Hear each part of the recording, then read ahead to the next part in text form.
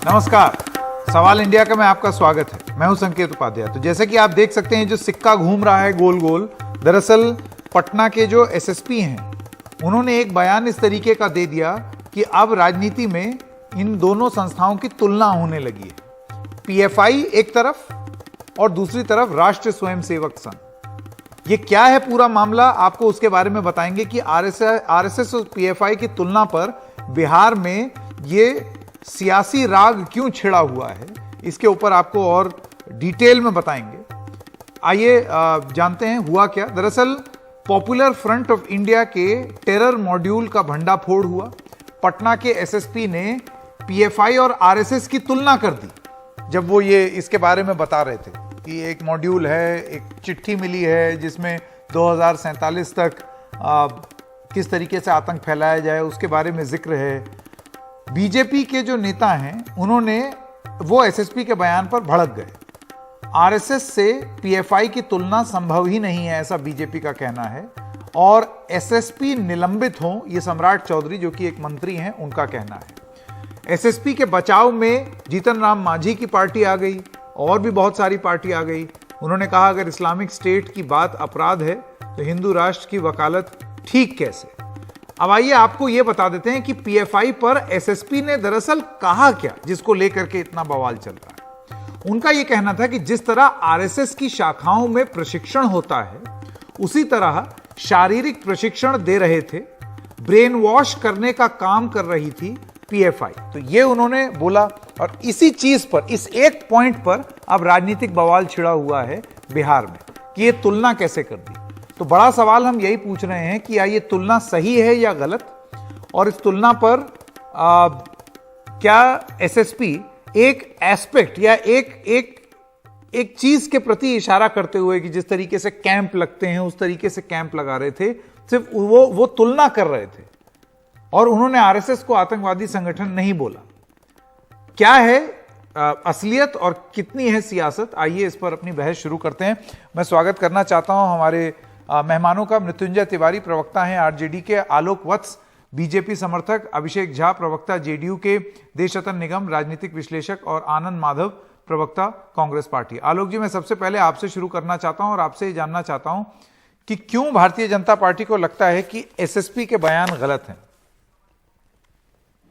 देखिए संकेत जी, एसएसपी का बयान गलत नहीं है। जो उन्होंने कहा है, व्हाट ही मेंट वाज कि एक डिसिप्लिन और डेडिकेटेड तरीके से, जिस तरीके से आरएसएस में प्रशिक्षण दिया जाता है, उस तरीके का प्रशिक्षण वो इम्पार्ट कर रहे थे पीएफआई के लोगों को। लेकिन गलत ये है कि एक राष्ट्र विरोधी तत्व का एक राष्ट्रवादी तत्व के साथ कंपैरिजन गलत हो गया।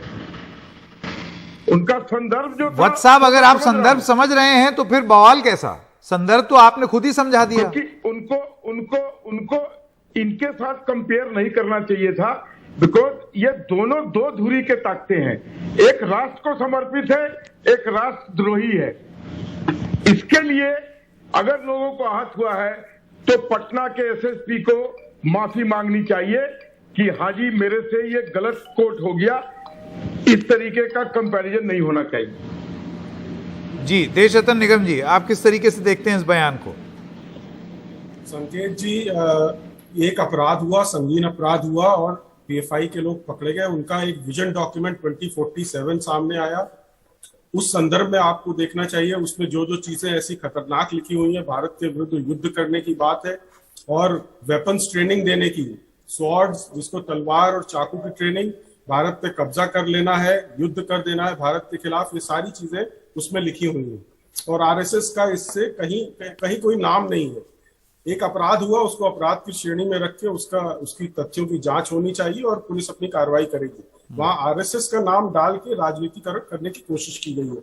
और आज जो भी जानता है, जो भी शाखा में गया है कभी भी, वो पता लग जाएगा उसको कि वहां पर व्यक्ति निर्माण होता है, चरित्र निर्माण होता है व्यक्ति का, जो राष्ट्र को सर्वोपरि रखता है आरएसएस की शाखा में। और वहां पर आपको देखने को मिलेगा सामाजिक समरसता। वहां सरनेम तक लोग, अपना सरनेम तक लोगों का पता नहीं होता वहां पर। और इस तरह की तुलना करना, एसएसपी अपने, मेरे ख्याल से उनके खिलाफ अनुशासनहीनता की कार्रवाई होनी चाहिए। आरएसएस का कहीं कोई नाम नहीं, कुछ नहीं। जो समाज में समरसता लाने की कोशिश करता है, राष्ट्र को सर्वोपरि रखता है, सारी आपदाओं में सबसे पहले स्वयं सेवक पहुंचते हैं। और दूसरी तरफ पीएफआई, आप देखें ना कि कॉन्स्टिट्यूशन का इस्तेमाल करिए, झंडे का इस्तेमाल करिए अपने असली मकसद को छुपाने के लिए, जो आपने सीए में, एंटी सीए प्रोटेस्ट में देखा, शाहीन बाग में देखा, सब जगह देखा। कैसे आप तुलना कर सकते हैं? इस तरह का उनके खिलाफ सख्त से सख्त जो उनके अनुशासनहीनता की कार्रवाई होनी चाहिए। आनंद मेहताब, मैं आपके पास आना चाहता हूं। आनंद जी, आप किस तरीके से देखते हैं इसको? आपको लगता है कि एसएसपी ने तुलना गलत कर दी या उस तुलना के गलत मायने निकाले जा रहे हैं? देखिए, इसको दो ढंग से हम लोग देख सकते हैं। पहला ये है कि सच आ ही जाता है कभी न कभी, कितना भी आप शासकीय प्रशासकीय दबाव में रहे तो सच आपके पास मुंह से कभी न कभी निकल ही जाता है।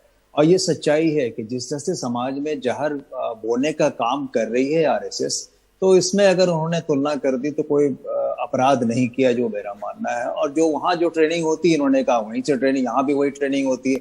दूसरी बात, अगर आप संकेत जी देखेंगे तो बहुत सारी चीजें तुलना करने लायक हैं जो दोनों के सूत्रों को जोड़ती हैं। आज ही मैं पढ़ रहा था अखबार में, तो बिहार के जो भाजपा के अध्यक्ष हैं, उन्होंने अपना मिशन 2047 विश्व गुरु की बात उन्होंने कही इसमें। तो अब 2047 मिशन उनका भी है, 2047 मिशन इनका भी है, तो कहीं ना कहीं कोई तालमेल तो आपको लगता है कि है इसमें। तो जो एसएसपी ने जो बात कही उसको भारतीय जनता पार्टी वाले जो है उसका राजनीतिकरण वो कर रहे हैं, बाकी कोई नहीं कर रहा है। हम तो सीधे तौर पे ये कर रहे हैं कि दोनों जो भी संस्था हो, चाहे वो पीएफआई हो या और कोई संगठन जो समाज में जहर बोने का काम करे, उस पर तुरंत बैन लगना चाहिए। मैं ये भी संकेत जी आपको याद दिला दूं कि पीएफआई पे बैन लगाने की मांग कांग्रेस ने पहले भी की है और 2 साल पहले भी की है, लेकिन होम मिनिस्ट्री इनके पास पता नहीं किन परिस्थितियों के अंदर इनको खिला रहे हैं, पिला रहे हैं और बड़ा कर रहे हैं। मैं आलोक जी के पास वापस आऊंगा इसका जवाब लेने के लिए, ये जो आरोप आपने लगाया है। लेकिन उससे पहले अभिषेक झा, प्रवक्ता हैं जदयू के, वो भी हमारे साथ जुड़ गए हैं। अभिषेक जी, मैं आपसे ये जानना चाहता हूं कि ये एसएसपी की तुलना एक संदर्भ में की हुई तुलना है, एक बड़ा कंपैरिजन वो बना रहे हैं आरएसएस और पीएफआई के बीच में, या एक भूल है एसएसपी की तरफ से? जदयू किस तरीके से देखती है इसको? देखिए, कोई भी सामाजिक संगठन हो, हम आरएसएस की बात करें या किसी अन्य सामाजिक संगठन की बात करें, जो सामाजिक सरोकार से जुड़ा हुआ होता है और सामाजिक चीजें उसमें होती हैं, उसकी तुलना हम कभी भी ऐसे संगठन से नहीं कर सकते हैं जिसमें किसी भी तरह की आतंकी गतिविधियां होती हैं। इस बात का पक्षधर कोई नहीं होगा। रहा सवाल कि एसएसपी का बयान तो मीडिया के माध्यम से लोगों के सामने आया ही है, लेकिन जो जानकारी हम लोगों के पास है या वार्तालाप के आधार पर जो चीजें हम लोग समझ पा रहे हैं, उसमें मसला यह है कि एसएसपी महोदय ने उन अभियुक्तों के बयान को कोट किया है जो अभियुक्त इस पूरे मामले में पकड़े गए हैं, और उन्होंने ही इस तरह की शब्दावली की अपने कॉन्फेशन में ये बातें बताई थी, तो उन्होंने ये बातें मीडिया के सामने रखी हैं। अब आप जानते हैं कि पुलिस के अच्छा, तो आपका ये कहना है कि एसएसपी दरअसल ये चीज खुद नहीं बोल रहे हैं, वो अभियुक्तों ने जो पुलिस को बताया है वो चीज उजागर कर रहे थे? जी, एक जो अभी जानकारी हम लोग के सामने आई है, तो कोई बवाल ही नहीं होना चाहिए। हाँ, जो जानकारी अभी हम लोग के पास आई है, हालांकि एडीजी लॉ एंड ऑर्डर ने एक शोकॉज नोटिस जारी किया है और एक स्पष्टीकरण उनसे मांगा है। हमें लगता है कि अपने स्पष्टीकरण में इन चीजों को वो बतला देंगे और चीजें एक बार सामने चली आएंगी। एक बार चीजें सामने चली आती हैं, उसके बाद ही इस पर कोई प्रतिक्रिया दे पाना उचित होगा। मैं वापस आना चाहता हूं देश रत्न निगम जी के पास। आप किस तरीके से जवाब देंगे? देखिए, फिर तो कोई बवाल ही नहीं होना चाहिए अगर वो अभियुक्तों को कोर्ट कर रहे हैं। देखिए, अगर वो कोर्ट कर रहे हैं तो उन्हें बोलना चाहिए कि उन लोगों ने अपने अपराध को छुपाने के लिए आरएसएस का नाम लिया है। तो अगर वो इस तरह बोलते तो कोई विवाद ही नहीं होता। उन्होंने तो उसको हवा दे दी, तूल दे दी। और दूसरा, अभी आनंद माधव जी बोल रहे थे कि आरएसएस का विजन 2047 विश्व गुरु भारत को बनाने का है, भारत के खिलाफ युद्ध करने का पीएफआई का है विजन। उनका पूरा डॉक्यूमेंट अगर आप पढ़ेंगे तो वो युद्ध करने की भारत से बात कर रहे हैं, टर्की से मदद लेने की बात कर रहे हैं। तो दोनों विजन को किस तरह आप कंपेयर कर सकते हैं? उनका ये भी कहना है कि कांग्रेस पार्टी मांग कर रही है पीएफआई को बैन किया जाए, फिर वो तो हो नहीं रहा। देखिए, सुप्रीम कोर्ट में सॉलिसिटर जनरल थे, उन्होंने वहां पे स्टेटमेंट दिया था कि कोई भी निर्णय लेने से पहले हम सारे तथ्य सबूत हम इकट्ठे कर रहे हैं। वो सुप्रीम कोर्ट में उन्होंने बयान दिया था एक हियरिंग में पीएफआई के केस में। तो वो पूरा प्रक्रिया चल रही है, सारे पुख्ता सबूत, क्योंकि नहीं ये तो लोग बड़ा सुविधा हो गई है, अपनी सुविधा के हिसाब से सारा काम करते हैं। अगर किसी पे कोई कार्यक्रम नहीं करना हो, मैं आपको बता दूं माधव जी, एक और उदाहरण दे देता हूं। एक उदाहरण सुन लीजिए पहले। सिख फॉर जस्टिस करके एक आतंकवादी संगठन है जिसके खिलाफ सरकार गई, उसको डिक्लेयर करने के लिए उन्होंने उनको आतंकवादी संगठन घोषित कर दिया, लेकिन इसके लिए प्रक्रिया है। दिल्ली हाई कोर्ट गए, दिल्ली हाई कोर्ट में चीफ जस्टिस का सिंगल ट्राइब्यूनल था, उन्होंने सारे तथ्य देखे, सारे सबूत देखे, फिर डिक्लेयर किया सिख फॉर जस्टिस को आतंकवादी संगठन। वही प्रोसेस यहाँ पे भी लगेगा। देशरतन जी, और वो जाएगा हाई कोर्ट, इसलिए पूरा स्वीकार करेंगे कि मैंगलोर, नहीं देशरतन जी पूरी जानकारी, अब मैं भी थोड़ी बात आपको बता दूं कि मैंगलोर कांड होने के तुरंत बाद प्रेस कॉन्फ्रेंस करके सिद्धारमैया ने और सुरजेवाला जी ने मांग की कि इस पे तुरंत बैन लगना चाहिए। 2 साल के करीब समय हो गए, तो 2 साल में ना आपने इस पे कोई काम किया, बल्कि ये फलता फूलता गया और इसमें रोज राज्य के लोग जुड़ते गए, कई कई राज्यों के लोग जुड़ते गए, कई कई शाखाएं इनकी होते गई। वो सब आपकी नजरों के सामने नहीं है। तो ये हमारा बिल्कुल हमारा देखिए प्लीज हमारी बात भी सुन लीजिए, हमारी बात अंतरराष्ट्रीय तार है, हमारी बात पूरी बात सुन लीजिए, हमारी बात पूरी सुन लीजिए, हमारी बात पूरी सुन लीजिए भाई साहब। अंतरराष्ट्रीय स्तर पे ट्रैकिंग करनी है, समय लगता है, वो कार्रवाई चल रही होगी। मैं सरकार अच्छा, तब तक कांड होते जाए, तब तक प्रधानमंत्री, मैं भी चाहता हूँ आपकी तरह जल्दी हो जाए, तब तक कांड होते जाए, प्रधानमंत्री के खिलाफ प्लॉटिंग हो, कभी बम विस्फोट हो और कभी इस तरह की घटना हो, और एक दिन पहले आप गिरफ्तार करें। आप कहें प्रक्रिया चल रही है, मैं देख रहा हूँ, मैं देखता हूँ, ऐसे नहीं काम होता है। एक एक करके आनंद जी, एक एक करके दर्शक नहीं समझेंगे इस तरीके से, एक एक करके। देशरतन निगम पहले। हाँ, मैं कह रहा हूँ कि जो कार्रवाई है उसमें अंतरराष्ट्रीय तार भी जुड़े हैं, पैसा बाहर से आता है, वो सब करने हैं। दूसरा, आपको बैन लगा के कोई फायदा नहीं है। सिर्फ सिमी पे बैन लगा था, वो पीएफआई के रूप में आ गया। जो असली लोग हैं हमें उनको पकड़ना है। आपकी तरह हम भी चाहते हैं कि जल्दी हो, तो ये तो आरएसएस से तुलना मत कीजिए। आप इस पे कहेंगे कि इस पे जल्दी हो, मैं भी आपके साथ खड़ा हुआ। आलोक वत्स, अभी आपने झा जी की बात सुनी। उनका ये कहना है कि पुलिस वाले जो हैं वो तो कोर्ट कर रहे थे, अभियुक्त ने जो उनको बताया वो उन्होंने जनता को बताया। फिर क्या दिक्कत? अभियुक्त ने उनको कहा कि हम आरएसएस की तरह ट्रेनिंग ले रहे हैं। मैं नहीं समझता हूं। नहीं, वो ये कह रहे थे कि हमने जो अभियुक्त थे वो प्रशिक्षण कैंप उस तरीके से लगा रहे थे जैसे कि आरएसएस अपनी शाखा लगाती है। हाँ, तो ये तो मैं भी कह रहा हूं कि उनका ये संदर्भ था कि ये ऑर्गेनाइज रूप में ये अपने लोगों को ट्रेनिंग दे रहे हैं। लेकिन कंपैरिजन किससे किया? ये राष्ट्र विरोधी ताकतों का राष्ट्रवादी ताकतों से कंपेयर किया, ये गलत था। इसके लिए उनको माफी मांगनी चाहिए। और ये जो लोग हैं पीएफआई के, इसमें विदेशों के तार जुड़े हुए हैं, विदेशों से फंडिंग आ रही है, 3-4 राज्य के लोग जुड़े हुए हैं। इनका मिशन 2047 में इस्लामिक स्टेट स्थापित करने का था। और इन सब प्रक्रिया में जो आनंद माधव जी कह रहे थे कि इमीडिएट बैन होना चाहिए, उसका कोई नहीं। इसका जब तक लोगों को ट्रैक करके जहां इनकी जड़ें हैं उस तक पहुंचने में टाइम लगता है।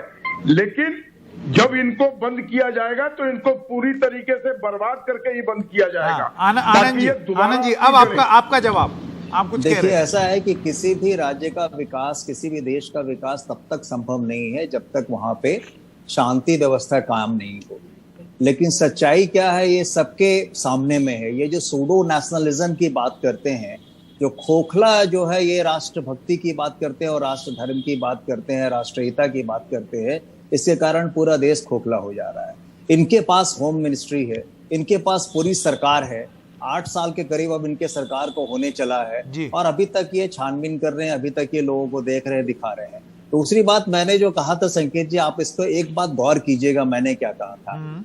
ये 2047 ही क्यों? 2047 ये विजन डॉक्यूमेंट है हमारे भारतीय जनता पार्टी का, कि हम इसको विश्व गुरु, सॉरी मैं बार बार विश्व गुरु कह जाता हूँ, विश्व गुरु बनाने का। बड़ी अच्छी बात है। और इनका भी 2047 में इस्लामिक स्टेट है। मैं ये कहना चाहता हूँ, कहीं कोई तार तो जुड़े हुए नहीं है। जैसे पिछले दिनों कई आतंकी गिरफ्तार हुए हैं और उनसे भाजपा के तार बिल्कुल सामने में स्पष्ट आ गए। अच्छा ठीक है, ये देखिए ये नया ये जो आरोप है आप 2047 से भी ये तार जोड़ रहे हैं, आपको पता चल गया। ठीक है। मैं एक second Alok Vats, right to reply आपको दूंगा थोड़ी देर में राइट टू रिप्लाई देता हूं आपको और देश रतन निगम जी को, इस पर आप जवाब अपना दे दीजिएगा, आपका हक बनता है। लेकिन मृत्युंजय तिवारी आरजेडी के प्रवक्ता हैं, हमारे साथ अब जुड़ गए हैं। मृत्युंजय जी, मैं आपसे जानना चाहता हूं कि ये एसएसपी के मुंह से धोखे से निकल गया, गलत तुलना कर दी या सच बात बोल दी? यहां मत ये है, और जेडीयू के जो अभिषेक झा हैं उनका ये कहना है कि वो तो अभियुक्त उन्होंने जो बोला था उसको कोट कर रहे हैं, उनकी बात को दोहरा रहे थे। देखिए, सबसे पहली बात यह है कि कोई भी आईपीएस बनता है तो बहुत ही कठिन परीक्षा पास करके वो आईपीएस बनता है, और पटना के सीनियर एसपी ने कोई गलत बात नहीं कही, बिल्कुल सही बात कही। इसके लिए इतना हाय तौबा मचाना बीजेपी का और अपने ही शासन प्रशासन के अधिकारियों को इस तरह से हड़काना, उनको डिमोरलाइज करना, ये बिल्कुल ही उचित नहीं है। आतंकवादियों पर सब लोगों की राय, पूरे देशवासियों की, सभी राजनीतिक दलों की अलग नहीं हो सकती है। हम भी आतंकवादियों के खिलाफत हैं। हम भी चाहते हैं कि आतंकी ठिकानों पर उसको भंडाफोड़ किया जाए, आतंकवादियों को सबक सिखाया जाए। लेकिन भारतीय जनता पार्टी जो कभी भी कोई भी आतंकी घटना हुई है या कहीं दंगा फसाद हुए हैं, उनका कहीं ना कहीं मास्टरमाइंड का तार जो है बीजेपी से जुड़ा हुआ मिलने का सबूत मिला है। चाहे उदयपुर की घटना हो और कहीं बहुत सारे ऐसे उदाहरण हैं। लेकिन यहां जब पुलिस ने ये बात कही तो आरएसएस के शारीरिक प्रशिक्षण केंद्र में क्या होता है? उन्होंने बराबरी की बात की। ये यही किया जाता है, उनको क्या शिक्षा दी जाती है? उनको भी इसी तरह से जो प्रोपगंडा खड़ा करने की, जो धर्म के आधार एक सेकेंड रुकिए देश जी और आलोक जी, आप दोनों को राइट टू रिप्लाई मिलेगा, दोनों को एक एक करके। मृत्युंजय जी देखिए, तो ये बात अगर एसएसपी पटना के उन्होंने कही, इसको लेकर के इस तरह का बवाल खड़ा करना बीजेपी का उचित नहीं है। इसलिए कि भारतीय जनता पार्टी को अच्छी तरह से पता है, जो आरएसएस के पाठशाला में प्रशिक्षण केंद्र में भी इसी तरह का घृणा का वातावरण, या जहां जहां आरएसएस का जमीन मजबूत है वहां आप देखेंगे लोग मॉब लिंचिंग हो, ये दंगा हो, फसाद हो, इस तरह के सिखाए जाते हैं। उनको भी मानसिक रूप से ट्रेनिंग दिया जाता है। उन्होंने एक तुलनात्मक रूप से ये बात कही। उन्होंने ये नहीं कहा कि आरएसएस आतंकी संगठन है। आरएसएस पर 2 बार बैन भी लगे हैं, लेकिन बीजेपी को इस तरह से रिएक्ट करना, ठीक है। आप जवाब ले लेते हैं एक एक करके, पहले आलोक वत्स और उसके बाद देश रतन निगम। आलोक जी, आपका जवाब।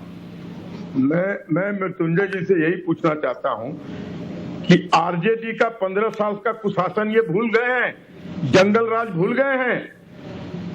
इनके लोगों के द्वारा वहां बलात्कार हुए, इनके लोगों के द्वारा वहां पर लूटे गए। आपका कौन सा राम राज है ये बताइए? अरे भैया, आप अपने कंपेयर मत कीजिए। आप आरजेडी से कम कंपेयर मत कीजिए। आज देश खुशहाल है, आज देश आगे बढ़ रहा है। आपका राज जंगल राज था। नाथूराम गोडसे के पुजारी हमें क्या प्रवचन देंगे? प्रज्ञा ठाकुर की बातों पर आदरणीय प्रधानमंत्री जी ने कहा था हम कभी माफ नहीं कर पाएंगे। क्या हुआ? की पत्नी का बलात्कार किया, शोषण किया। प्रज्ञा ठाकुर पर क्या हुआ? आप किसी आईपीएस अधिकारी को इस तरह से उस पर दबाव बनाएंगे, उनको हड़काएंगे, आपके मर्जी से वो लूट काम करेंगे। फिरौती ये सब में चीफ मिनिस्टर ये सब बात मत बोलिए, ये सब शर्म नहीं आती है। ये गाइडलाइन चीफ मिनिस्टर के घर से होती थी। ये सब एक एक करके रुकिए मृत्युंजय जी, एक सेकंड, वो अपनी बात खत्म कर ले। आप जंगल आरएसएस राष्ट्र धर्म पढ़ाता है। आरएसएस हिंदुस्तान की प्रगति चाहता है। हिंदुत्व की रक्षा करता है। आरएसएस भी जहर घोलता है, आप नफरत का बीज, घृणा का बीज पार्टी देते हैं, ये आरएसएस फैलाता है, वो सब नहीं प्रोपेगेंडा चलेगा। खड़ा करता है। अब नहीं इतनी चलेगा। बेचैनी आपको क्यों हो रही जनसंख्या है? नियंत्रण कानून टोपी लिया पहन लेने कंट्रोल से में लिया जाएगा और आपको। टीका लगा अब है करके किस बैठ दुनिया जाने में? से। एक एक करके देखिए, ये जरा बहस को थोड़ा सभ्य तरीके से करें प्लीज। मेरी आप दोनों से गुजारिश है। देश रत्न निगम जी, मैं आपके पास आना चाहता हूं और दो बिंदुओं पर सवाल। एक तो मृत्युंजय तिवारी जी का जवाब, एक सेकंड, देश रत्न निगम जी से ये सवाल है मेरा। देश रत्न निगम जी, एक तो मृत्युंजय तिवारी जी का आप जवाब दे दें।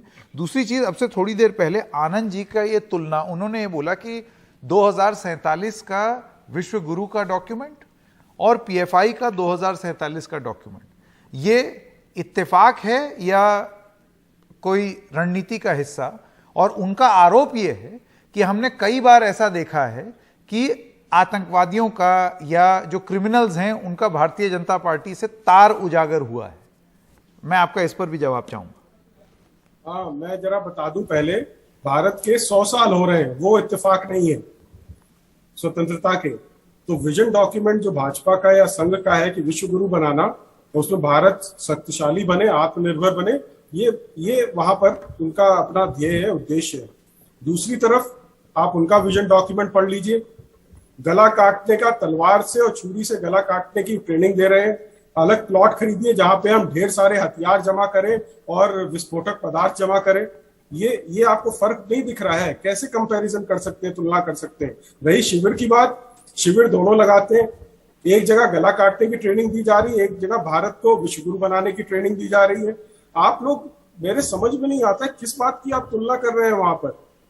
थोड़ा सा तो मेरे ख्याल से हमें संयम का और विवेक का इस्तेमाल करना चाहिए। दोनों, उनका विजन डॉक्यूमेंट पढ़ लीजिए और दूसरा विजन डॉक्यूमेंट पढ़ लीजिए। एक तरफ बहुत खतरनाक भारत विरोधी शक्तियां हैं, दूसरी तरफ जैसा आपके बीजेपी के समर्थक ने बोला कि राष्ट्रवादी शक्तियां हैं जो भारत को मजबूत बनाना चाहती हैं। अपोजिशन पार्टीज भी चाहती है, लेकिन last comment Mrityunjay Tiwari, PFI पे बैन चाहिए, सबको चाहिए, लेकिन आरएसएस से आप तुलना करेंगे। मृत्युंजय जी, बातें तो ना करिए, आप राष्ट्र का नुकसान कर रहे हैं। तो अपना तो कर ही रहे हैं। ठीक है मृत्युंजय जी, अब आप अपना जवाब दे दें। आपसे प्रार्थना है कि ना करें। मृत्युंजय जी, आपको हिदायत दी जा रही है कि राजनीति ना करें।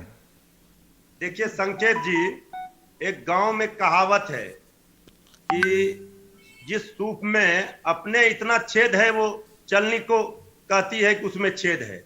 यही काम ये लोग कर रहे हैं। हमने पहले ही वाक्य में कहा कि आतंकवाद पर नजरिया सबका एक होना चाहिए।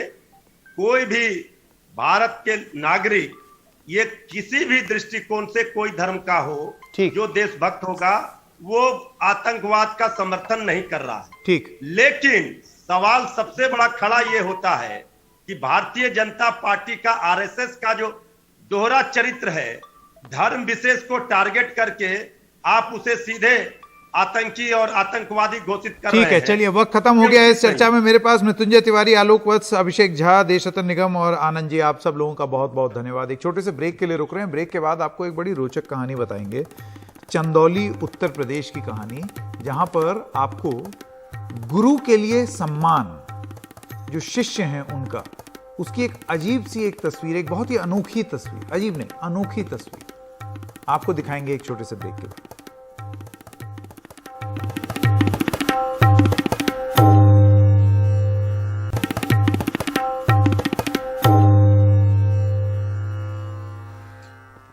एक बार फिर से आपका स्वागत है। अब आपको एक बात बता दें, देखिए कई बार ऐसा क्या होता है, जब हम न्यूज़ कवर करते हैं तो कुछ ऐसी खबरें आ जाती हैं जो एकदम दिल को छू जाती हैं। ये जो खबर अभी हम आपको दिखाने वाले हैं, ये उन्हीं में से एक है। एक सरकारी शिक्षक हैं चंदौली में, उनका और उनके छात्रों का प्यार वो इन तस्वीरों में दिखाई दे रहा है। आप देखिए जरा इन तस्वीरों को। ये शिवेंद्र सिंह है, शिवेंद्र सिंह बघेल।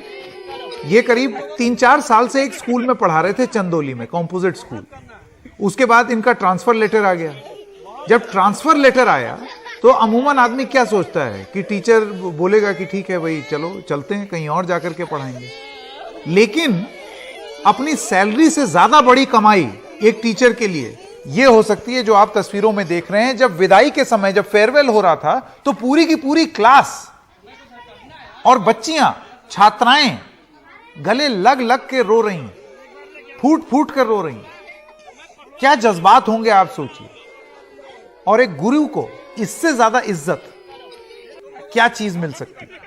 सोशल मीडिया पर चंदौली का ये वायरल वीडियो है। 2018 से स्कूल में शिक्षक शिवेंद्र सिंह पढ़ा रहे हैं और विदाई समारोह में छात्रों के आंसू निकल गए। मैं चाहता हूं हमारे दर्शकों के लिए कि ये जो विदाई हो रही थी उस समय की जो तस्वीरें हैं उसका आप ऑडियो भी सुने, वो जरा आपको सुनाते हैं, उसके बाद आगे बढ़ेंगे। करना है यार, आगे बढ़िया सरकारी नौकरी करनी है। मैं पक्का आऊंगा, एक बार लेके आऊंगा, मैं पक्का लेकर आऊंगा, मैं आऊंगा। तुम लोगों को बहुत कुछ करना है ना, बहुत करना है। नहीं, बहुत मजा करो, बहुत अच्छे करो।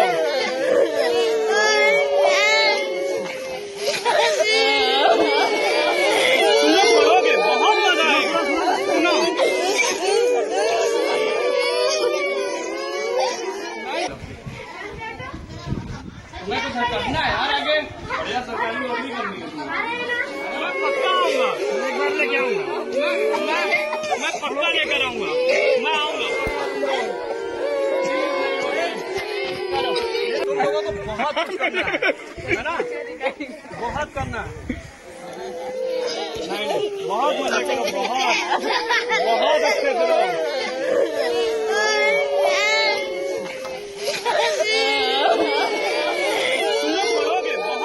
सोचिए ये जज्बात, ये इमोशंस हैं, उन बच्चों के मन में क्या बात होगी। अक्सर ये बताया जाता है कि घटता स्तर, सरकारी स्कूलों में कैसा स्तर, ये स्तर वो स्तर, टीचर इंटरेस्ट नहीं लेते हैं। और एक टीचर ये भी है कि जिनकी विदाई पर बच्चे और बच्चियां, छात्र और छात्राएं फूट फूट कर रो रहे हैं।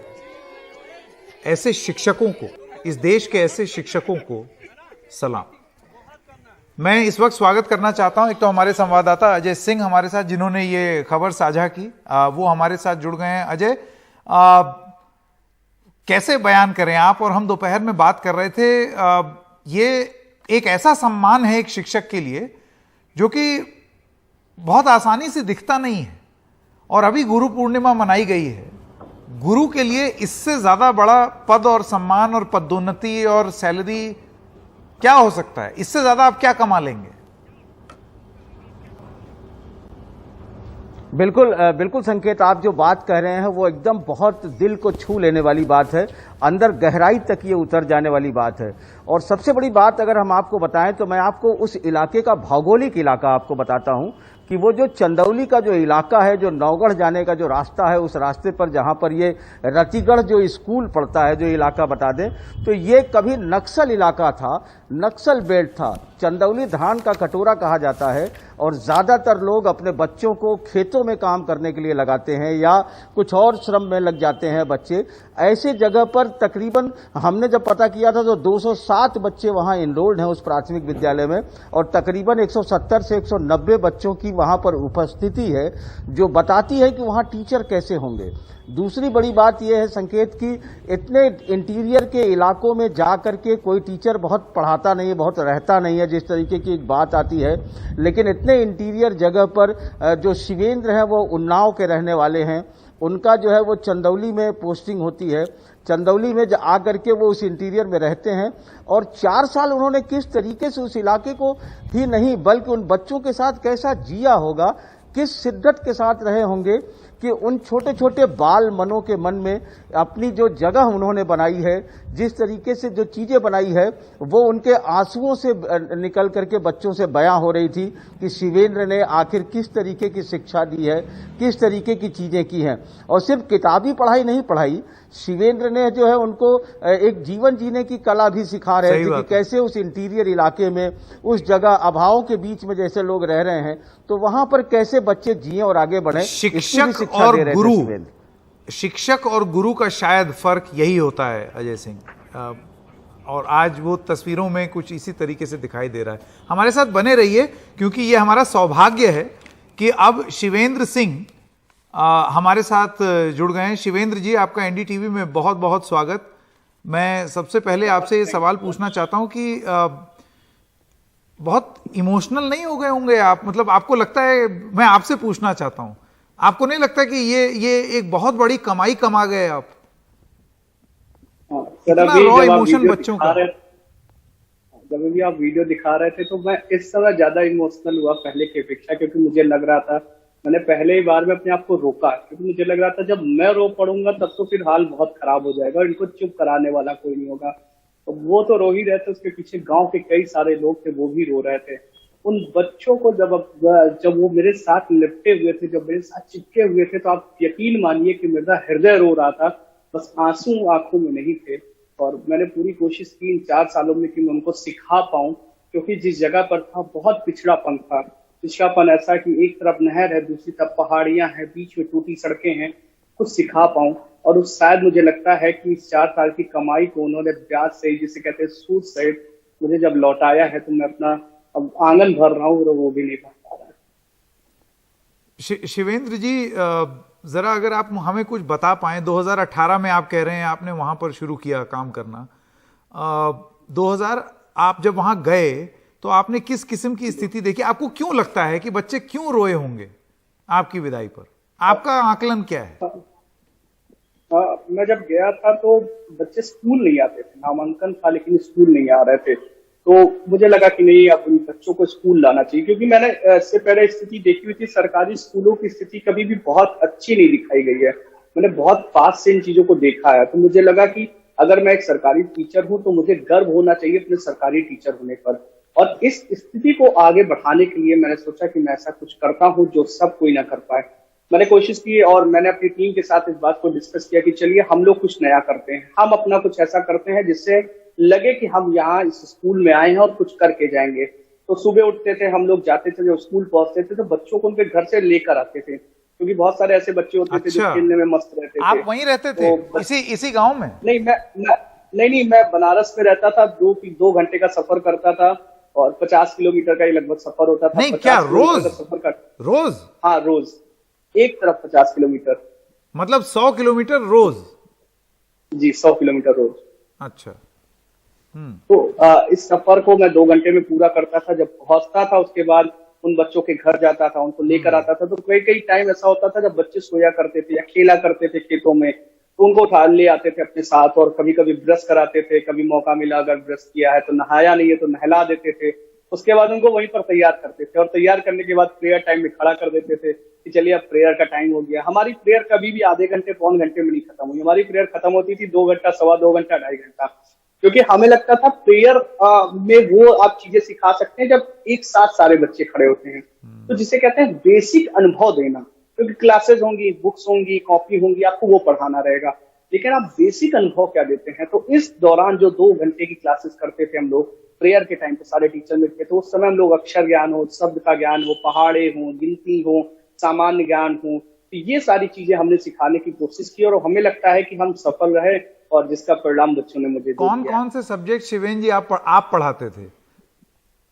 बेसिकली मैं तो पहले, क्योंकि प्राइमरी में ऐसा कोई रूल नहीं होता है कि आपको कोई एक सब्जेक्ट पढ़ाना है। हाँ। आपको सारे सब्जेक्ट पढ़ाने होते थे। तो अलग अलग हर साल जो है एक टाइम टेबल बनता है, टाइम टेबल के हिसाब से आपको क्लासेस दे दी जाती हैं। हाँ। और बेसिकली मैं जब कंपोजिट हो गया, 6 to 6, 7, 8 भी कनेक्ट हो गया, तो मुझको हिस्ट्री, ज्योग्राफी और सिविक्स, ये 3 बुक्स मिलती थी। और मैं जब यहाँ पढ़ाने जाता था तो मेरा टारगेट एक होता था, मैं बच्चों से बोलता था कि आप पेंसिल लेकर बैठिए और बुक लेकर बैठिए। मैं भी स्वयं भी एक बुक लेता था और पेंसिल लेकर बैठता था।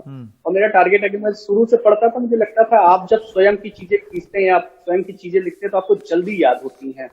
तो वो चीजें मैंने शुरुआत से कराई। और जब खत्म हो जाती थी, लेसन खत्म होता था, बोलता था सर्च करो क्वेश्चन आंसर, कौन पहले सर्च करता है, मैं करता हूँ या आप करते हो। तो मैं जानबूझ के स्लो सर्च करता था, क्योंकि मैं करूंगा, जब बच्चे करेंगे तो उनको ज्यादा अच्छा लगेगा। तो वैसा ही हुआ। और बहुत सारे बच्चे थे, जब कभी बातचीत करता था कि आगे क्या करना है, कोई बोलता था मुझे पुलिस में जाना है, कोई कहता है डॉक्टर बनना है, कोई कहता मुझे सरकारी। और ये वो बच्चे थे जो पहले स्कूल ही नहीं आते थे? हाँ, ये वो बच्चे थे जो कभी स्कूल ही नहीं आते, जिनको आप कह रहे हैं आप किसी को खेत से ला रहे हैं, किसी को ब्रश करवा रहे हैं, नहला रहे हैं। जी, क्या अनुभव रहा होगा? नहीं शिवेंद्र जी? अरे सर, एक ऐसी जगह जहाँ पर प्राकृतिक छटा, मैं बार बार कह रहा हूँ कि आपको वहां पर सिर्फ प्रकृति दिखाई देती है। जब मैं शुरुआत में गया तो मुझे पहले दिन तो बड़ा बुरा लगा कि क्योंकि वहां पे मोबाइल में नेटवर्क भी नहीं होता था। आपको घर पर अगर बात करनी है तो आपको पहाड़ी पर ऊपर चढ़कर जाना होता था। लगभग 2 से 2.5 साल बाद तो वहाँ नेटवर्क आया। जब कभी घर से फोन आता था तो जब पहुंच जाते थे तो पहले चढ़ के बता देते थे कि नहीं अब पहुंच गया हूँ, अब अगले कुछ घंटे नेटवर्क नहीं आएगा, हम लोग नीचे ही रहेंगे। लेकिन अब तो कुछ समय के बाद से वहाँ नेटवर्क का भी हो गया काम। तो कुल मिलाकर उन बच्चों के साथ अब जब मैं बार बार कहता हूँ कि अगर आप बच्चे हैं तो आपको बच्चा बनकर रहना पड़ेगा। आप उनके साथ घुल मिल जाइए, उनके दोस्त बन जाइए, क्योंकि बहुत सारी बातें जो अपने वो माता पिता के साथ शेयर नहीं करते हैं वो बच्चों के साथ कर देते हैं, सर के साथ कर देते हैं, शिक्षक के साथ कर देते हैं। तो आप शिक्षक मत बनिए, अपना भाई बना लीजिए, अपने छोटे बच्चे नहीं, बना मुझे लीजिए। शिवेन ये भी बताइए, देखिए ऐसा है, बच्चों को भले ही इंटरेस्ट आए या ना आए पढ़ाई में, उनके माँ बाप को कन्विंस करना ये आपके लिए चुनौती थी, क्योंकि आप कह रहे हैं बाद में वो भी एकदम घर सा माहौल हो गया उनके साथ भी, जो पेरेंट्स थे। जब हम लोग शुरुआत में जाते थे सुबह सुबह बच्चों को खटखटाने, तो लोग कहते थे क्या सरकार ने डंडा मारा है क्या? मतलब सरकार की तरफ से कोई ऑर्डर आया होगा आपको बुलाने के लिए। तो हम लोग बोलते थे नहीं, सरकार की तरफ से कोई ऑर्डर नहीं आया है, हमें लगता है कि ये स्कूल जाना चाहिए और जाना चाहिए तो हम लेने चले आए हैं। आप छोड़ने आते इससे अच्छा हम ले आए हैं। तो कुछ समय तक तो ये चलता रहा, लेकिन कुछ समय बाद जब उनको लगा कि उनका बच्चा वहां पर जा रहा है, पढ़ भी रहा है, कुछ सीख भी रहा है, एक ऐसा समय आ गया कि बच्चा भले ही देर से रहे या खेत में कहीं भी रहे, तो वो खेत में रहता था तो लेकर आते थे स्कूल तक छोड़ने। मतलब भले ही 1 घंटा देर हो जाए, लेकिन पता चलता था पेरेंट्स भी छोड़ने आ रहे हैं। और आप यकीन मानिए सर कि अभी कुछ समय पहले, मतलब लास्ट 6 महीने की बात करें, क्योंकि पहले तो कुछ समय कोरोना काल में चला गया, 6 महीने पहले का हाल चले कि 2 से 2.5 किलोमीटर दूर के भी जो बच्चे हैं वो हमारे स्कूल आने लगे थे। तो हमारी जो शिक्षा की जो व्यवस्था थी, जो हमारा साथ था, वो धीरे धीरे क्राइटेरिया बढ़ रहा है और धीरे धीरे बच्चे हमारे स्कूल में आ रहे हैं। बहुत खूब। एक सवाल मैं आपसे ये पूछना चाहता था, देखिए यहाँ पर बहुत सारी बच्चियां, छात्राएं, छोटी छोटी बच्चियां जो हैं वो गले लग लग के रो रही हैं। मैं इसको लेकर के एक सवाल, पता है शिवेन, आपसे बहुत टाइम से ये पूछना भी चाहता था जब से ये वीडियो देखा, और वो ये कि उनके मन में क्या चल रहा होगा, क्योंकि घर में भी प्रताड़ना, बहुत जगह हमने ये देखा है कि जो बालिकाएं होती हैं उनको स्कूल नहीं भेजा जाता है, उनको काम पे लगा दिया जाता है या घर में रहने को बोला जाता है। तो उनका ऐसा जज्बात कि वो आ करके शिक्षक और शिक्षा के लिए इतनी इमोशनल हो जाएं, इसको आप किस तरीके से देखते हैं? आपको लगता है ये बदलाव आप कर पाए कि जो बच्चियां थी उनको ये लग रहा था कि कहीं हमसे छिन ना जाए? मेरे स्कूल का जो रेशियो है, वहां पर रेशियो ये है कि वहां पर अगर किसी क्लास में 25 की अगर संख्या मान ले, तो उसमें से जो लड़कों की संख्या थी वो 7-8 थी, लड़कियां 18 थी। अच्छा, ये हमारे लिए बहुत अच्छा था। और ऐसे ही, मतलब ये मैं सारी क्लासों की बात करूं, अगर 30 का रेशियो है तो हो सकता है 10 लड़के होंगे, 12 लड़के होंगे, तो 17 से 18 लड़कियां होंगी।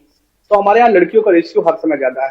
कभी कभी क्लासेस में कोई 1-2 क्लासेस होंगी जहां पर हो सकता है लड़कियां कम हो, लड़के ज्यादा हों, लेकिन जहां पर हमारे यहाँ बच्चियां थी, मेरी क्लास बच्चे थे लगभग, मुझे लगता है ये 4 से 5 लड़के रहे होंगे और बाकी लड़कियां रही होंगी, और वो सारी बच्चियां स्कूल आती थी।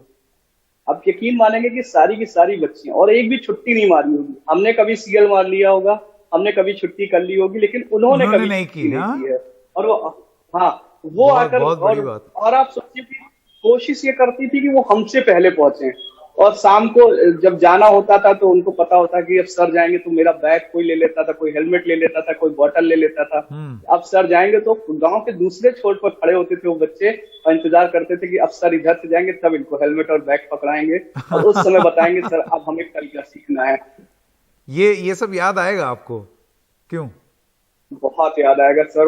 मतलब पिछले 3 दिनों से जब वीडियो देख रहा हूँ, हिम्मत नहीं हो रही है उस वीडियो को देखने की।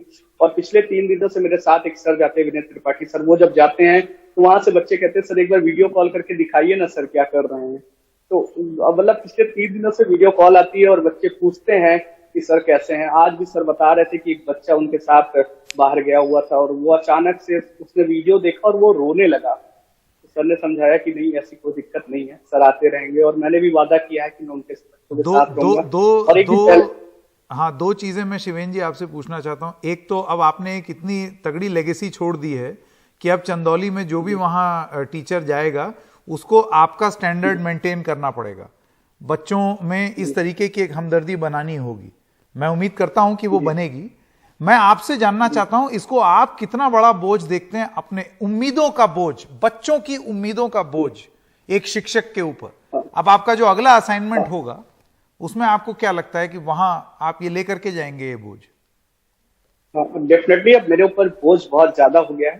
पहले बच्चों ने अपना जो प्यार दिया वो, और अब जब उनकी बदौलत मैं यहाँ पर बैठा हूँ, सारे लोगों से बातचीत कर रहा हूँ, मेरे वीडियोस इधर उधर जा रहे हैं, तो मुझे लगता है कि मेरे कंधों पर और बोझ बढ़ गया है। और अब मैं जब नए जिले में जाऊंगा तो उनको बता पाऊंगा कि जो मेरे पीछे वाले बच्चे थे, मैं उनको वीडियोस जरूर दिखाऊंगा, उनको बताऊंगा कि ये बच्चे थे और कैसे बदले हैं। और पूरी कोशिश होगी कि अब नई जगह पर जाऊंगा नए असाइनमेंट के साथ। कहाँ जाना है नई जगह? नई जगह मेरी हरदोई है। अच्छा, हरदोई। हाँ, तो अब हरदोई में जाऊंगा, क्योंकि अभी यहाँ पर क्या था, भोजपुरी टेस्ट था तो लोग भोजपुरी बोलते थे, तो इन 4 सालों में बहुत तो नहीं सीख पाया, मैंने भी थोड़ी बहुत सीखी है। अब आप तो अवध के हैं, उन्नाव के? हाँ, उन्नाव का हूँ मैं सर। तो अब मैं जब दूसरी जगह जाऊंगा तो कुछ नया सीखने को मिलेगा। एक और बहुत छोटा सा किस्सा अगर आप चाहें तो मैं शेयर कर दूं। बिल्कुल बिल्कुल। अभी 3 दिन पहले जब हम लोग की रिलीविंग हो रही थी, हम बीएसए ऑफिस में थे, 1-1:30 के करीब एक कॉल आई, मैंने उठाया, मैंने कहा हाँ कौन बोल रहा है? तो बोला सर मैं पार्थ बोल रहा हूँ, क्लास थर्ड से। मैं कहा हाँ पार्थ बताओ क्या हुआ? बोले सर आपने खाना खाया? मेरा सर अभी तो नहीं खा पाया क्योंकि मैं यहाँ पे ऑफिस में व्यस्त हूँ, तो मैं बाद में खा लूंगा। सर आज आप भूखे रह गए। तो मैंने कहा नहीं भूखा नहीं हूँ, मैं खा लूंगा। मैं सर आप मेरे साथ होते तो मैं आपको अपना बिस्कुट खिलाता। तो आप यकीन मानिए कि उस बच्चे का ये कहना मेरे आप से, जो मैं भूखा था, सच में भूखा भी था, लेकिन मेरा पेट उसी समय भर गया। शाम को फिर वो फोन आया, बोला अब खा लिया कि नहीं खा लिया आपने? मैंने कहा हाँ मैं खा लिया। और अभी जब मैं आ रहा हूँ एनडीटीवी के लिए वीडियो शूट करने के लिए, उससे पहले कॉल आती है, सर मैंने आपका वीडियो देखा, मैं रो रहा हूँ। तो मैंने कहा बेटा भी चुप हो जा, भी मैं थोड़ी देर में तुमसे बात करता हूँ। तो ये लगाव है कि पिछले 3 दिनों से वो सारे बच्चे मुझे वीडियो कॉल, फोटो भेजा, जहां उनको जो मिल जा रहा है, जैसे भी पा रहे हैं मुझे कॉल करते हैं। शिवेन जी, ये आपकी कमाई है जो कि आपसे कभी कोई नहीं ले पाएगा, कोई नहीं छीन पाएगा। ये आपने कमाया है, और ये शायद तनख्वाह आप बहुत कुछ आगे कमा ले जाएंगे, लेकिन ये मान सम्मान इन बच्चों का शायद आपको अब जीवन भर याद रहेगा। बहुत बहुत धन्यवाद हमारे साथ बात करने के लिए शिवेन जी, बहुत बहुत धन्यवाद। Thank you. एक छोटे से ब्रेक के लिए रुक रहे हैं, अभी हाजिर होते हैं।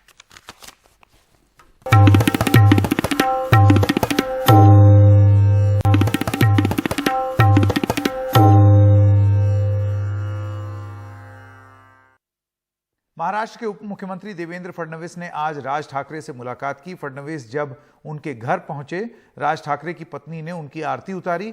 फडणवीस करीब 1.5 घंटे वहां पर रहे। दोनों तरफ से इसे अनौपचारिक मुलाकात बताया जा रहा है। राज ठाकरे ने इन अटकलों को गलत बताया है कि अमित ठाकरे को मंत्री बनाए जाने पर चर्चा हुई।